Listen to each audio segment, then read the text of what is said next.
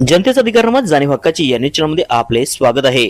शेजारील घराची भिंत पडून ढिगाऱ्याखाली सापडून 5 जण जखमी।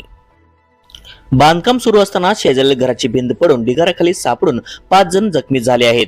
तसेच प्रापंचिक साहित्याचेही मोठ्या प्रमाणात नुकसान झाले आहे।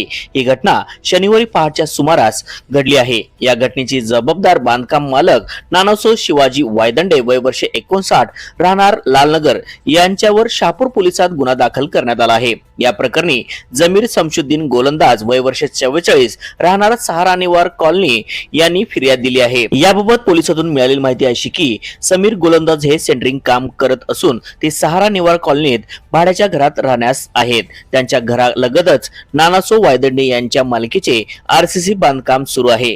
जमीर गोलंदाज यांच्या पत्नी जबीन गोलंदाज, मुलगा अमन, मुलगी अलिया व अलिशा तसेच शहाबुद्दीन गोलंदाज हे गाढ झोपेत असताना शनिवारी पहाटे 5 वाजण्याच्या सुमारास गोलंदाज राहण्यास असलेल्या घराची भिंत अचानकपणे कोसळली। यामध्ये मातीच्या ढिगाऱ्याखाली सापडून 5 जण जखमी झाले आहेत। तर घरातील टीव्ही, फ्रीज, कपाट व प्रापंचिक साहित्याचे जवळपास 50,000 रुपयाचे नुकसान झाले आहे। या घटनेची कारणीभूत नानासो वायदंडे यांच्यावर जमीर गोलंदाज यांच्या फिर्यादीवरून गुन्हा दाखल करण्यात आला आहे। न्यूज चॅनल प्रतिनिधी श्री सचिन खोंद्रे सह।